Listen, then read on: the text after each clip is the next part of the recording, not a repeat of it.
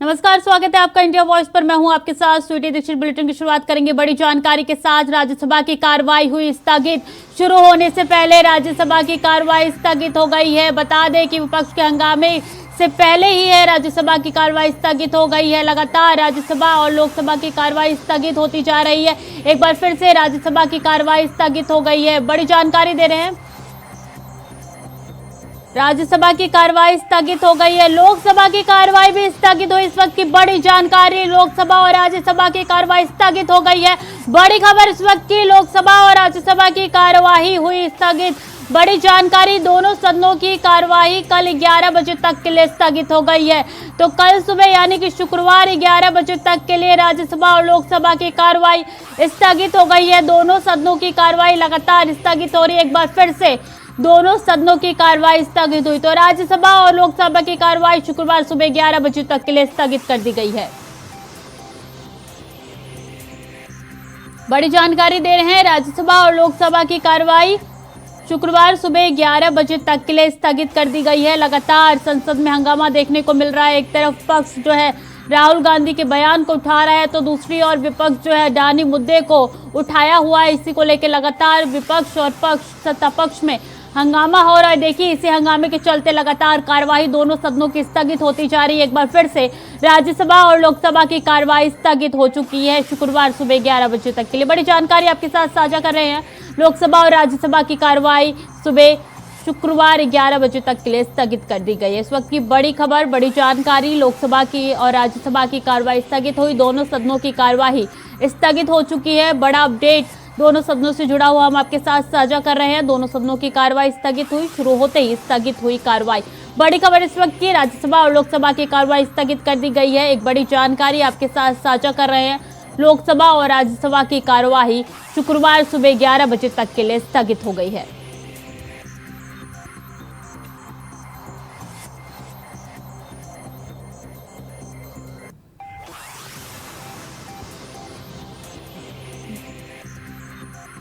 तो देखिए, लगातार दोनों सदनों की कार्रवाई स्थगित होती जा रही है। ज्यादा जानकारी के साथ सीधे राहुल हमारे साथ जुड़ चुके हैं न्यूज रूम से। राहुल, देखिए, एक बार फिर से कार्रवाई शुरू होते ही स्थगित हो गई है। बिल्कुल स्वीटी, और सबसे ज़्यादा ताज्जुब इस बात का है कि आज राहुल गांधी खुद अपना पक्ष रखने के लिए पहुंचे थे। उन्होंने सदन में जाने से पहले मीडिया के उस सवालों के जवाब में कहा कि अगर मुझे सदन में अपनी बात रखने का मौका मिला तो मैं अपनी बात जरूर रखूंगा। लेकिन जैसे ही दोनों सदनों की कार्रवाई शुरू हुई, तुरंत ही उन्हें स्थगित करने की घोषणा कर दी गई। तो जाहिर तौर पर राहुल गांधी ने जैसा कहा कि अगर उन्हें मौका मिलेगा तो वो अपना पक्ष रखेंगे। अगर सदन की कार्रवाई चलती तो निश्चित तौर पर जो आरोप बीजेपी के सांसद राहुल गांधी पर लगा रहे हैं, केंद्र सरकार के मंत्री राहुल गांधी पर लगा रहे हैं, विदेश में सदन की छवि खराब करने का जो आरोप लगा रहे हैं, अगर राहुल गांधी को मौका मिलता तो वो शायद अपनी बात रखते और बताते कि उन्होंने जो बातें कही हैं उन बातों को कहने के पीछे की मंशा क्या थी। लेकिन क्योंकि कार्रवाई ही तत्काल स्थगित कर दी गई तो संभवतः राहुल गांधी को आज मौका नहीं मिला। देखना होगा कि कल जब सुबह दोबारा से दोनों सदनों की कार्रवाई शुरू होती है, लोकसभा की कार्रवाई शुरू होती है, तो क्या राहुल गांधी उन तमाम सवालों के जवाब दे पाएंगे जो उनसे लगातार पूछे जा रहे हैं। उन पर देशद्रोह का आरोप लगाया जा रहा है, उन पर जुडिशरी की छवि खराब करने का आरोप लगाया जा रहा है, उन पर संविधान को लेकर आपत्तिजनक बातें करने के आरोप लगाए गए हैं, उन पर ना सिर्फ सदन में बोलने की अनुमति ना देने के आरोप लग रहे हैं। तो जाहिर तौर पर अब इंतजार करना होगा कल सुबह तक, उसके बाद ही साफ हो पाएगा कि राहुल गांधी सदन में अपना पक्ष रखते हैं, क्या कहते हैं, अपने पक्ष में कौन कौन सी बातें रखते हैं। लेकिन फिलहाल 4 दिन से जो चल रहा था वही अब फिर दोबारा हुआ है। जाहिर तौर पर पहले 11 बजे सदन की कार्रवाई शुरू होती है, स्थगित हो जाती है, 2 बजे फिर शुरू होती है, स्थगित हो जाती है। पिछले 4 दिन से यही नज़ारा देखने को मिल रहा है। हालांकि इस बीच जेपीसी की मांग को लेकर लगातार विपक्ष हंगामे कर रहा है, विरोध प्रदर्शन कर रहा है, सड़कों पर भी प्रदर्शन हो रहे हैं। लगातार सत्ता और विपक्ष के एक दूसरे के खिलाफ बयान भी आ रहे हैं। जहां सत्ता पक्ष राहुल गांधी से माफ़ी मांगने की मांग कर रहा है, उनके खिलाफ राजद्रोह का मुकदमा दर्ज करने की मांग कर रहा है, वहीं विपक्ष के 16 विपक्षी दल ये मांग कर रहे हैं कि जेपीसी का गठन हो और अडानी मामले की निष्पक्ष जांच कराई जाए। जी स्वीटी। जी, लगातार 3 दिन से जो हो रहा था, चौथे दिन भी उसका वही रिजल्ट निकला। आज भी कार्रवाई स्थगित पे स्थगित होगी। तो राहुल, ये जिस तरीके से चौथे दिन भी लगातार हमने देखा किस तरीके से एकाएक करके कार्रवाई सिर्फ स्थगित हो रही है, तो आगे चल के कार्रवाई चलेगी या नहीं चलेगी? क्योंकि देखिए, सत्ता पक्ष और विपक्ष लगातार दोनों के बीच में तकरार जारी है। स्वीटी, देखिए, सीधे तौर पर अगर बीच का कोई रास्ता निकलता तो कार्रवाई चलती। जैसा मैं पहले भी बताया है कि बीजेपी जहां लगातार राहुल गांधी से सदन में माफ़ी मांगने की मांग कर रही थी, उनके खिलाफ राजद्रोह का मुकदमा दर्ज करने की मांग भी कुछ नेता कर रहे थे। तो अगर आज राहुल गांधी अपना पक्ष रखते और शायद उनका पक्ष सुनकर बीजेपी के साथ साथ बीजेपी के मंत्री संतुष्ट हो जाते तो शायद ऐसा संभव था कि कोई रास्ता निकलता और सदन में चर्चा होती, अडानी मामले को लेकर जेपीसी पर चर्चा हो सकती थी। लेकिन जैसे ही सदन आज 2 बजे शुरू हुआ, हालांकि राहुल गांधी लोकसभा में पहुंच गए थे, लेकिन हंगामे की वजह से अन्य कारणों से सदन नहीं चल सका। और जाहिर तौर पर जिस दोराहे पर सदन था अभी भी उसी दोराहे पर खड़ा हुआ है। अब सुबह कल 11 बजे जब दोबारा सदन की कार्रवाई शुरू होगी तो पता लगेगा कि फिर पिछले 4 दिन की तरह ही सिर्फ हंगामा ही होता है या फिर सदन की कार्रवाई चलती है। जेपीसी की जो विपक्ष की मांग है उस पर कोई फैसला होता है, या राहुल गांधी से माफ़ी मांगने वाला जो इशू है उस पर कुछ सकारात्मक फैसले सामने आते हैं, देखने को मिलता है। ये कल 11 बजे के बाद ही साफ हो पाएगा स्वीटी। जी बिल्कुल, कल 11 बजे के बाद साफ हो पाएगा कि कार्रवाई चलती है या फिर से 11 बजे शुरू होती है कार्रवाई स्थगित हो जाती है। लेकिन देखिए, लगातार बीजेपी जो है राहुल गांधी पे वार करती हुई हमने बीते दिन भी देखा था कि किस तरीके से बुधवार को स्मृति ईरानी ने प्रेस कॉन्फ्रेंस करके लगातार राहुल पे तंज कसे थे। तो वहीं आज सुबह भी किरण रिजिजू ने प्रेस कॉन्फ्रेंस करके राहुल गांधी पे कई वार किए हैं। बिल्कुल, किरण रिजिजू ने न सिर्फ उन पर जुडिशरी का अपमान करने का आरोप लगाया, बल्कि उन्होंने साफ तौर पर कहा, उन्होंने संविधान का भी मखौल उड़ाया है। उन्होंने कहा कि सदन की छवि को विदेशी धरती पर जाकर धूमिल किया है। किरण रिजिजू ने अपने बयान में साफ तौर पर कहा कि एक तरफ सदन में आधे घंटे से ज़्यादा वक्त तक राहुल गांधी भाषण देते हैं, दूसरी तरफ विदेशी यूनिवर्सिटी में जाकर कहा जाता है कि हमें बोलने का मौका नहीं दिया जाता।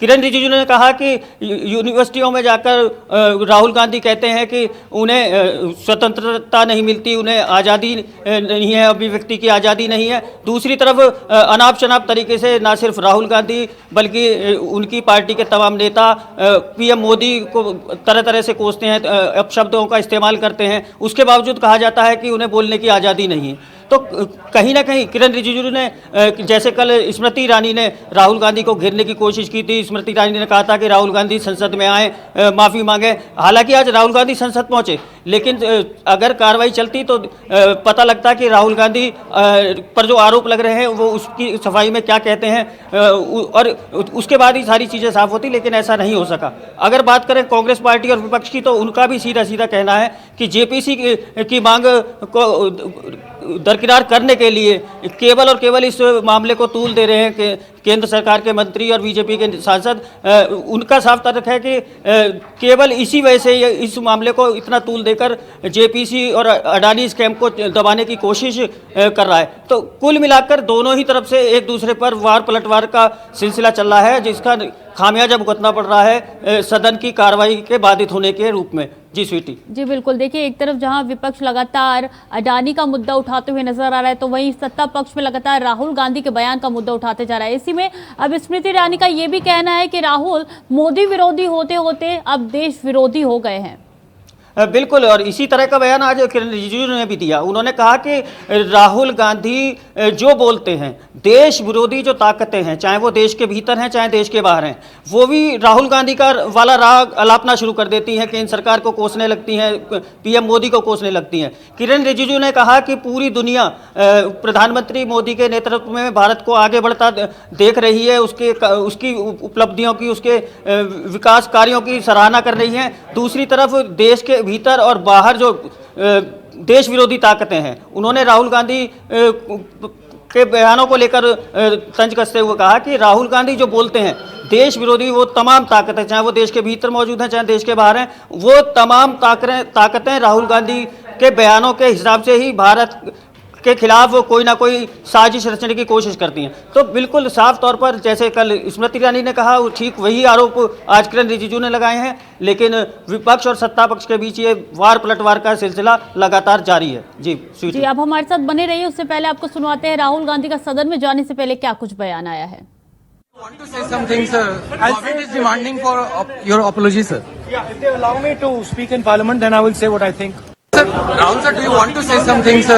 Government is demanding for your apology, sir. Yeah, if they allow me to speak in Parliament, then I will say what I think. तो सुना आपने किस तरीके से राहुल गांधी ने कहा कि मुझे सदन में बोलने का मौका दिया जाएगा तो मैं जरूर बोलूंगा, अपना पक्ष रखूंगा। राहुल, आपने भी सुना कि किस तरीके से राहुल गांधी का ये बयान सदन में जाने से पहले आया। बिल्कुल, राहुल गांधी ने, स्वीटी मैंने भी पहले भी बताया कि राहुल गांधी से जब मीडिया वालों ने ये पूछा कि क्या आप सदन में माफ़ी मांगेंगे, क्या आप सदन में बोलेंगे, अपना पक्ष रखेंगे, तो राहुल गांधी ने कहा हाँ, अगर मुझे मौका मिला तो मैं अपना पक्ष जरूर रखूंगा। हालांकि माफ़ी मांगेंगे या नहीं मांगेंगे उस सवाल पर राहुल गांधी ने कोई जवाब नहीं दिया, लेकिन हाँ इतना जरूर कहा कि अगर मुझे मौका दिया गया तो मैं सदन में अपनी बात जरूर रखूंगा। तो निश्चित तौर पर जैसा मैं पहले भी कहा कि अगर राहुल गांधी आज सदन की कार्रवाई चलती तो निश्चित तौर पर राहुल गांधी लोकसभा में अपना पक्ष रखते। उनके ऊपर जो केंद्र सरकार के मंत्री, बीजेपी के सांसद जो आरोप प्रत्यारोप कर रहे हैं, वो अपनी सफाई में बताते कि भाई जो बातें उन्होंने कही वो उसके मायने क्या हैं, उसमें कितनी सच्चाई है जो आरोप उन पर लग रहे हैं। लेकिन सदन की कार्रवाई कल तक इस तरह की तो कोई है, निश्चित तौर पर हमें कल तक का इंतजार करना होगा। सदन की कार्रवाई अगर शुरू होती है, सदन की कार्रवाई चलती है तो राहुल गांधी को अपना पक्ष रखने का मौका मिलता है तो ये सारी चीजें साफ होंगी और हो सकता है कि ये विवाद भी खत्म हो जाए। जी बिल्कुल, देखना होगा कि 5वें दिन सदन की कार्रवाई चलती है या इसी तरीके से स्थगित होती है। बहुत बहुत शुक्रिया राहुल तमाम जानकारियों के लिए। वक्त हो चला छोटे से ब्रेक का, जल्द लौट रहे हैं। ब्रेक के बाद एक बार फिर से स्वागत है आपका। खबरों में आगे बढ़ेंगे। दिल्ली के पूर्व उप मुख्यमंत्री मनीष सिसोदिया की मुश्किलें दिन पर दिन इजाफा होती हुई दिख रही है।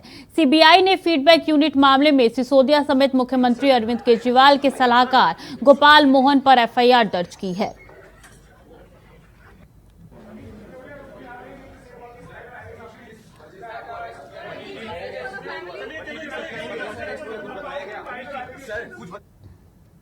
और लैंड फॉर जॉब घोटाला मामले में आरजेडी नेता तेजस्वी यादव को दिल्ली हाई कोर्ट से नहीं मिली कोई राहत।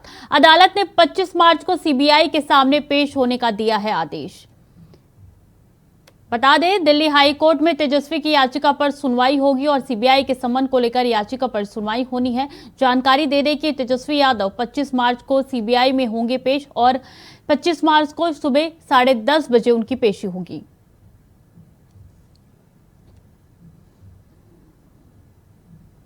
और तेलंगाना सीएम केसीआर की बेटी के कविता आज ईडी के सामने पेश नहीं होंगी। उन्होंने एजेंसी के पास अपने वकील को डॉक्यूमेंट्स के साथ भेजा है। ईडी ने उन्हें दिल्ली शराब नीति मामले में पूछताछ के लिए तलब किया था।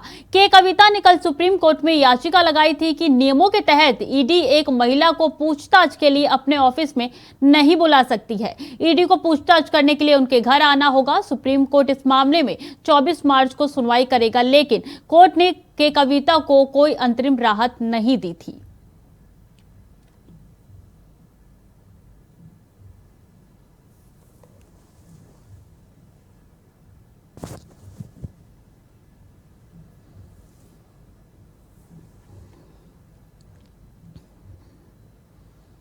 और मैनपुरी से समाजवादी पार्टी की सांसद और अखिलेश यादव की पत्नी डिंपल यादव बीते कुछ दिनों से दिल्ली में है। डिंपल यादव संसद सत्र में हिस्सा लेने के लिए दिल्ली में मौजूद है, लेकिन इस दौरान सपा सांसद ने बुधवार को आरजेडी सुप्रीमो लालू प्रसाद यादव से मुलाकात की। इसके बाद अखिलेश यादव ने गुरुवार को राजद प्रमुख से भी मुलाकात की।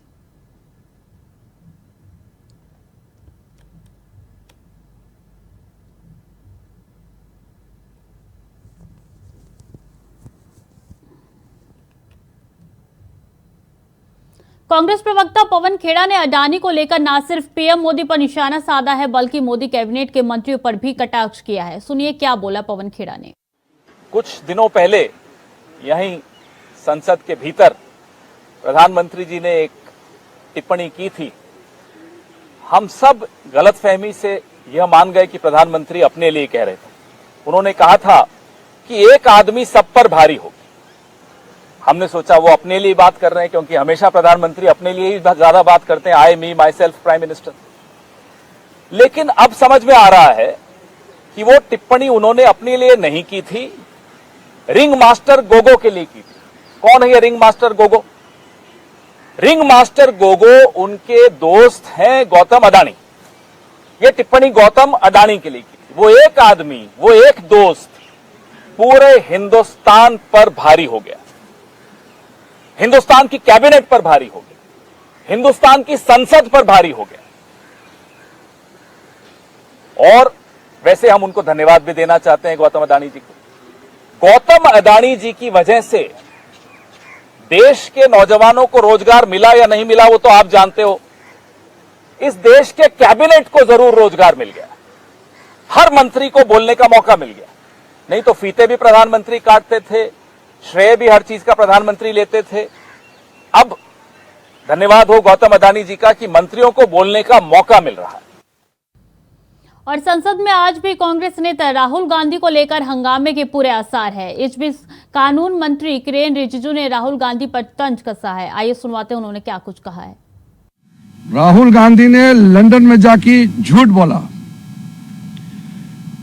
इस बजट सेशन के पहली पार्ट में आप सबने देखा है, देश वालों ने देखा है, राहुल गांधी ने भाषण दिया।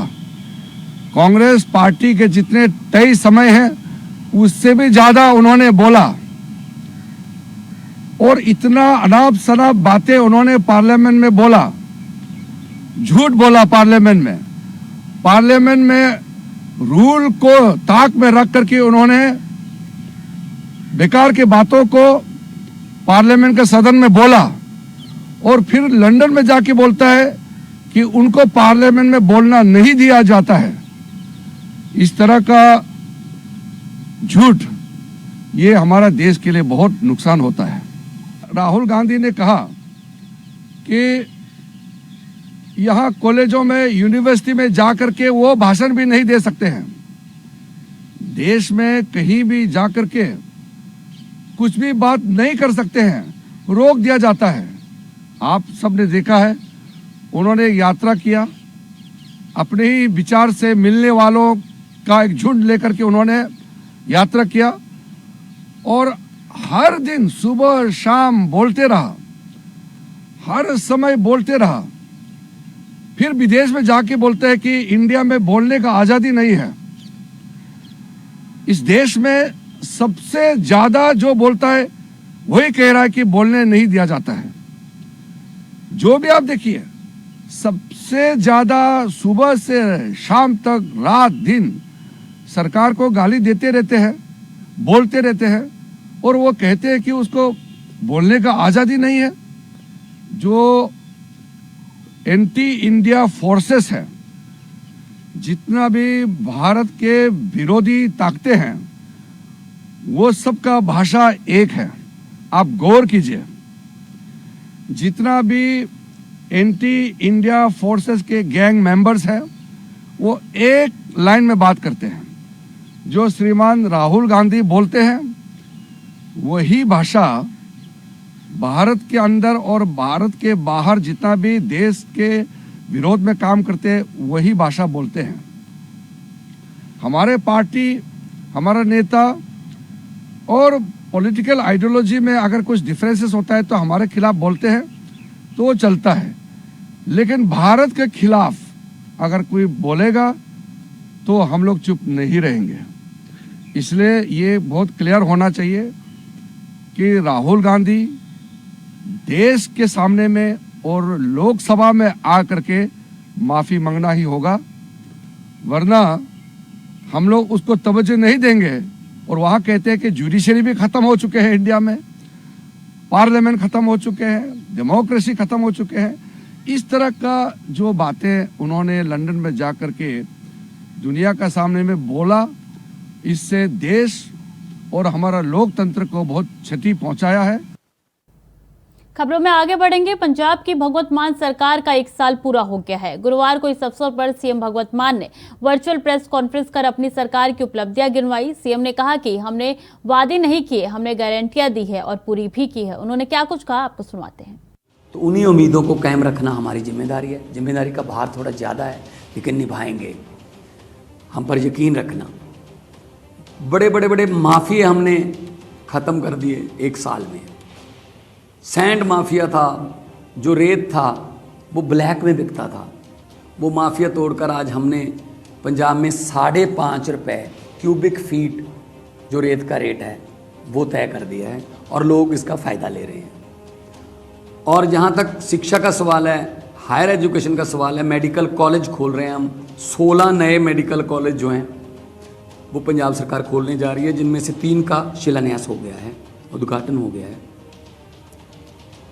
क्योंकि जब यूक्रेन में प्रॉब्लम आई रशिया के साथ जंग की, तो यूक्रेन से बहुत से जो मेडिकल के स्टूडेंट वो भारत के वो वहाँ से वापस वतन जब लेके आए गए तो मुझसे मिले जो पंजाब वाले थे, वो कोई नालायक स्टूडेंट नहीं थे। उनके 99% नंबर थे, 99.1, 99.2, 99.3 थे। लेकिन यहाँ बहुत महंगी थी पढ़ाई। वो कह रहे जो काम यहाँ 3 करोड़ में होता है वहाँ 30 लाख में हो जाता है। तो वहाँ से हमें आइडिया आया क्यों ना हम मेडिकल हब बना दें हमारे पंजाब को, कि हमारे बच्चे यहीं पढ़ के MBBS बने और पूरी दुनिया में। फिलहाल के लिए बुलेटिन में इतना ही। खबरें लगातार जारी है, देखते रहिए इंडिया वॉइस।